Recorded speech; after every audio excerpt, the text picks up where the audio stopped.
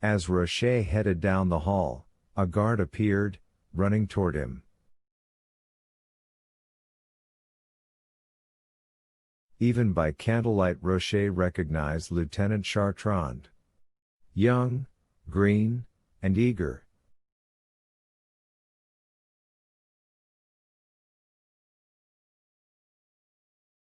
"Captain," Chartrand called, holding out a cellular phone.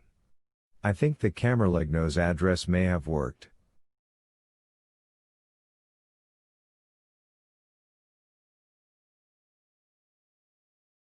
"We've got a caller here who says he has information that can help us."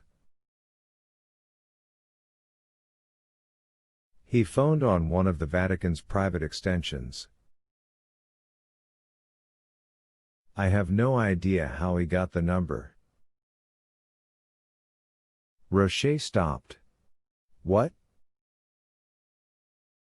"He will only speak to the ranking officer." "Any word from Olivetti?" "No, sir." He took the receiver. "This is Captain Rocher. I am ranking officer here."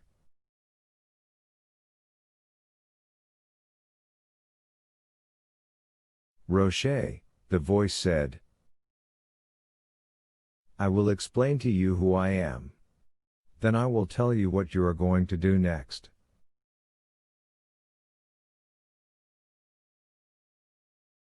When the caller stopped talking and hung up, Rocher stood stunned. He now knew from whom he was taking orders.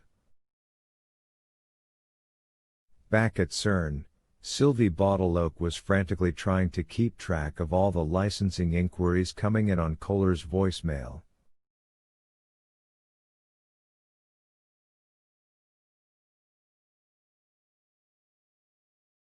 When the private line on the director's desk began to ring, Sylvie jumped. Nobody had that number. She answered. "Yes." "Ms. Bottleoak? This is Director Kohler. Contact my pilot. My jet is to be ready in 5 minutes. 100. Robert Langdon had no idea where he was or how long he had been unconscious when he opened his eyes and found himself staring up at the underside of a Baroque, frescoed cupola.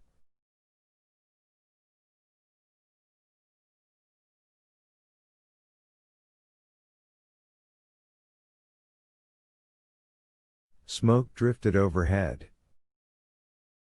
Something was covering his mouth. An oxygen mask. He pulled it off. There was a terrible smell in the room like burning flesh. Langdon winced at the pounding in his head. He tried to sit up. A man in white was kneeling beside him. "Riposati," the man said, easing Langdon onto his back again.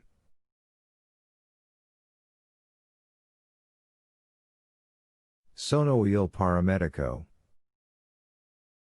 Langdon succumbed, his head spiraling like the smoke overhead. What the hell happened? Wispy feelings of panic sifted through his mind.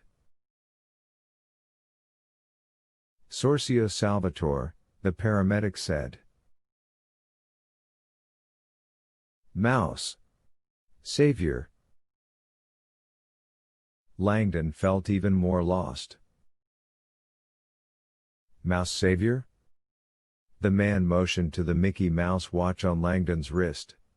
Langdon's thoughts began to clear.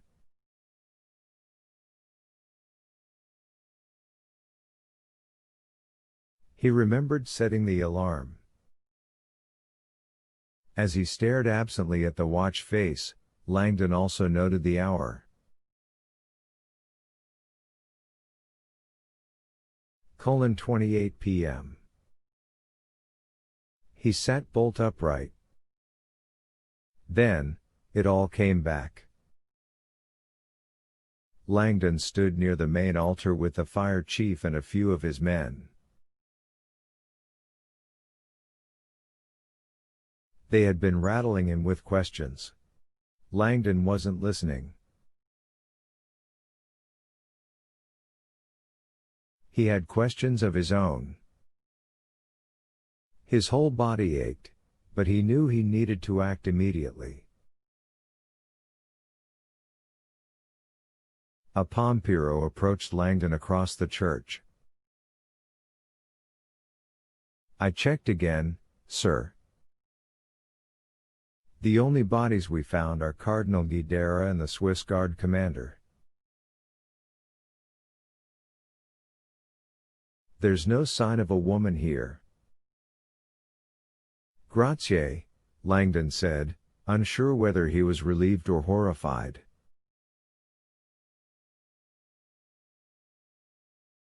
He knew he had seen Vittoria unconscious on the floor. Now she was gone. The only explanation he came up with was not a comforting one. The killer had not been subtle on the phone.